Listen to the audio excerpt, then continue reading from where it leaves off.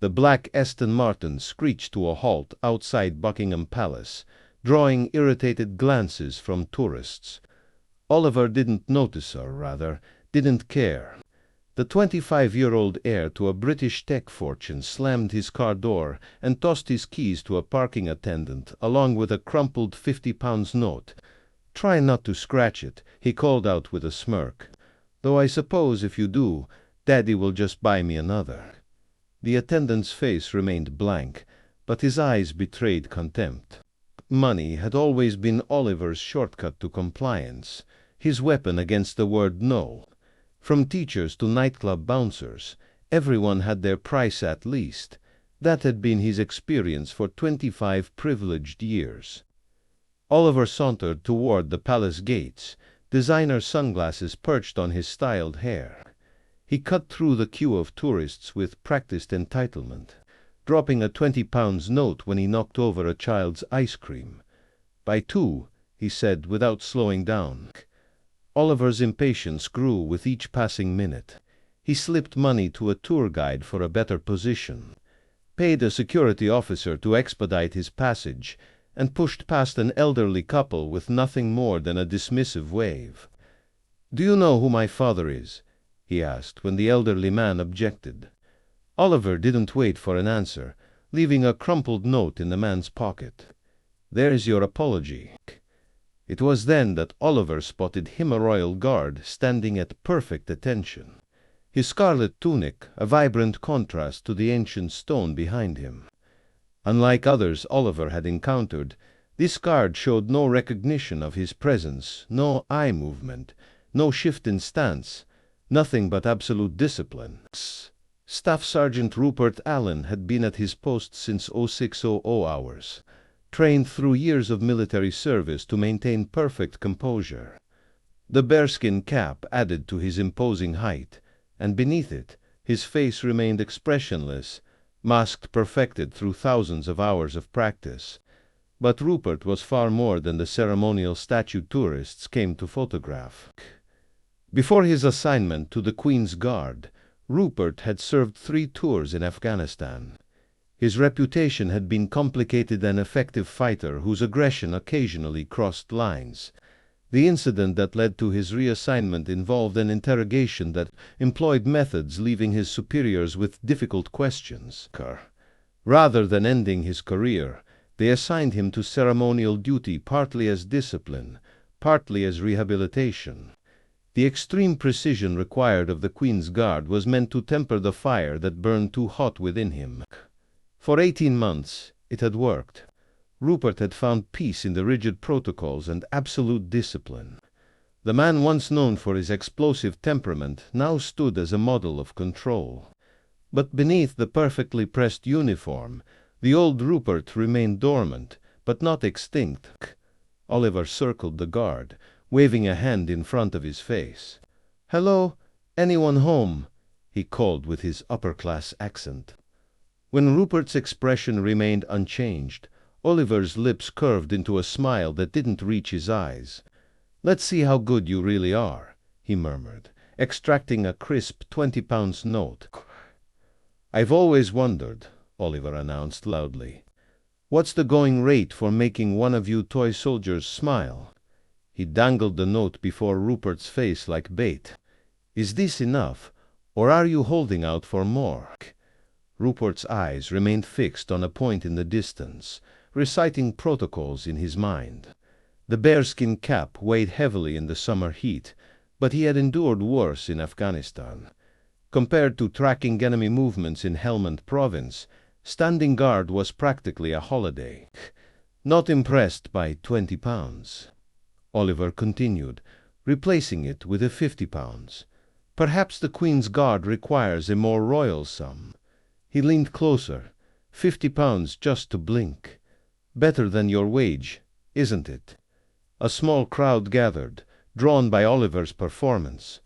Among them, an elderly man with a Royal Marines veteran pin watched with disapproval.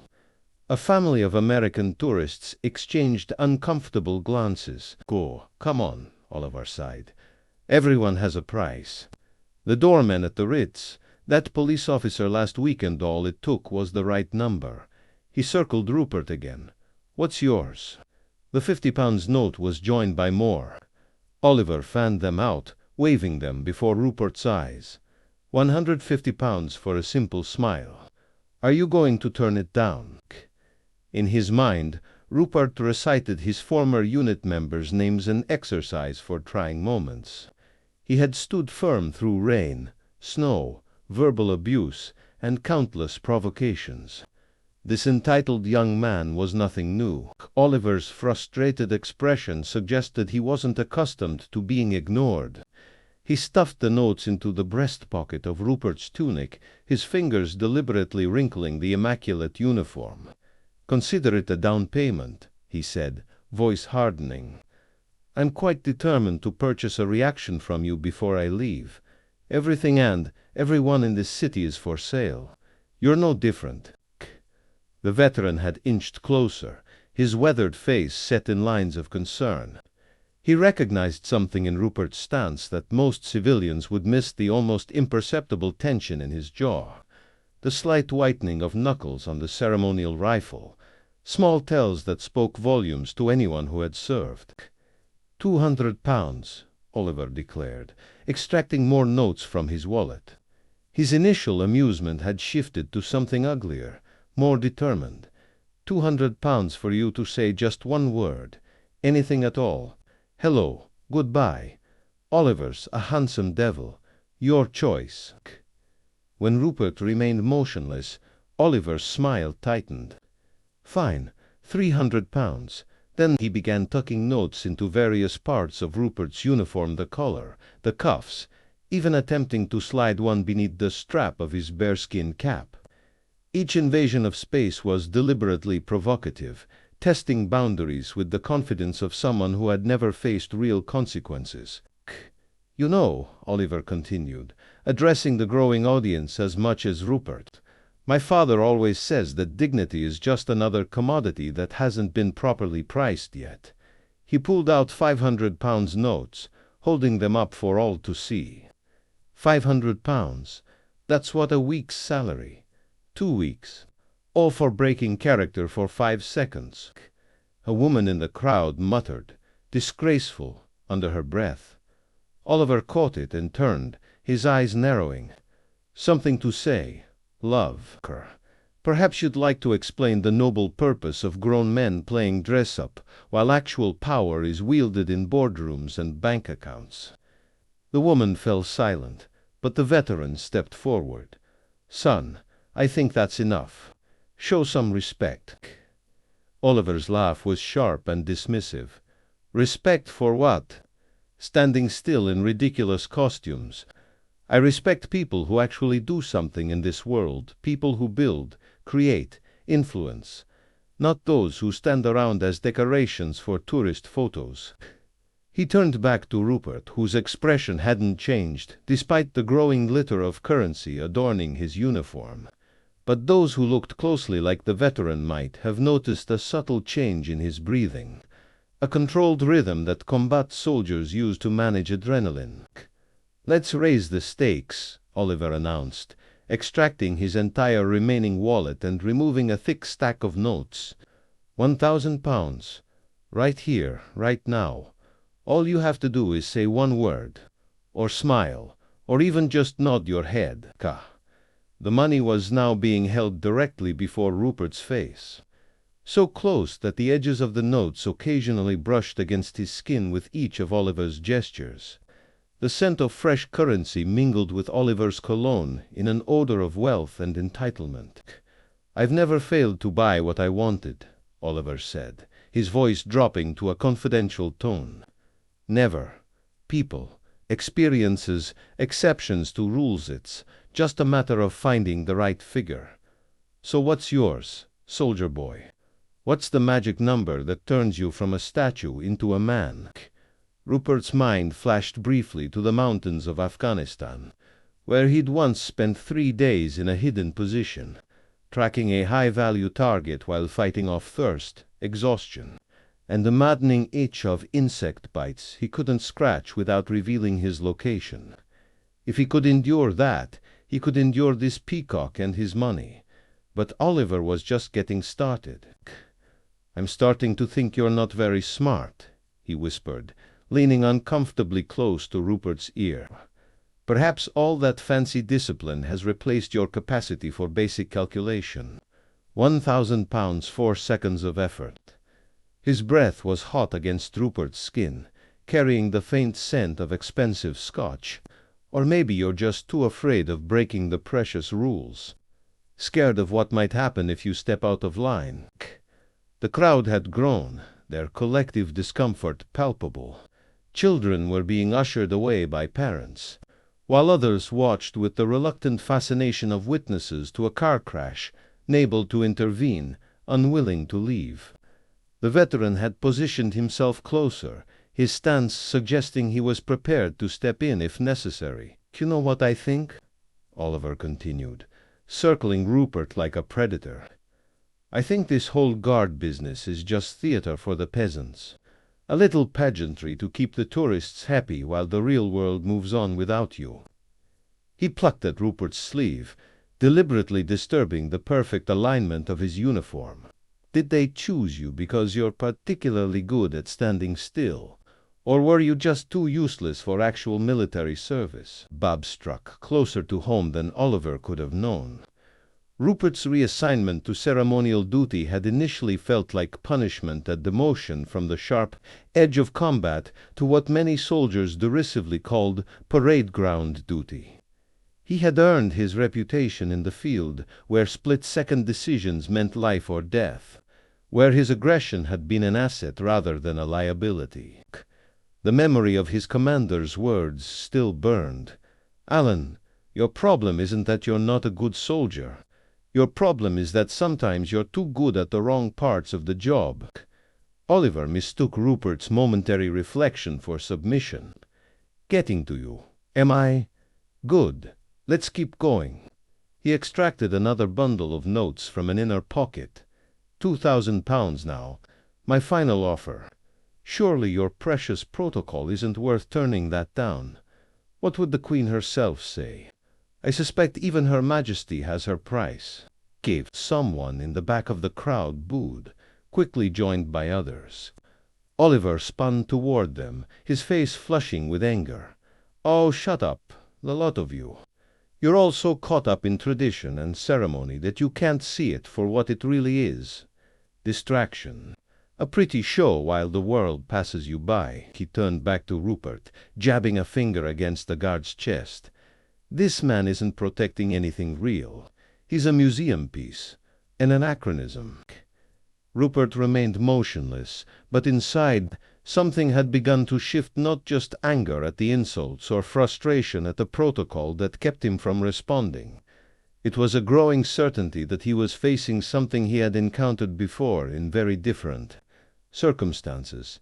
An individual who wouldn't stop until forcibly checked. He had seen it in the eyes of certain fighters in Afghanistan, the ones who mistook restraint for weakness, who pushed and pushed until the response came with overwhelming force.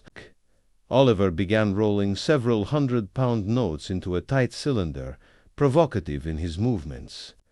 "Let's try something different," he said, holding up the roll like a weapon. "If money in your pocket won't do it, perhaps money somewhere else will." The veteran stepped forward. "That's enough. Back away now." "Mind your business, old man," Oliver snapped. "This is between me and Her Majesty's finest mannequin." He stepped closer to Rupert, their faces inches apart, the rolled money pressed against Rupert's cheek, sliding toward his mouth. "Open wide," Soldier Oliver whispered with cruelty. "Let's see if you can maintain that discipline with this between your lips." A ripple of shock went through the crowd. The veteran's face had gone pale with anger, recognizing a line being crossed. "I said, back away," the veteran repeated with military command. But Oliver was committed now.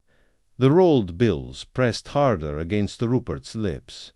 "Come on, open up," Oliver taunted. "Take the money like a good little guard. Isn't that what you're here for?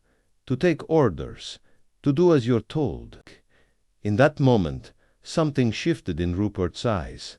It wasn't obvious, nothing so dramatic as a change in his overall expression. Just a subtle hardening, a focus that seemed to sharpen on Oliver's face with laser-like intensity. It was the look that Rupert's squadmates in Afghanistan had learned to recognize the calm before a very particular type of storm. No. Oliver pressed the money harder against Rupert's closed lips, still playing the obedient toy soldier. Let's see how far that discipline really goes. He began to push the roll with more force, his fingers brushing against Rupert's mouth in a gesture that crossed from provocation into assault. "Open your mouth, you overpaid statue. Take the money. Take it like—" What happened next occurred too quickly for most of the crowd to fully process. One moment, Rupert was standing perfectly still, enduring Oliver's escalating harassment. The next, everything changed. Rupert moved with the explosive speed of a combat veteran. His hand shot up and seized Oliver's wrist with such sudden force that the young man didn't even have time to gasp. The ceremonial rifle, despite its weight, was secured in Rupert's other hand with practiced ease.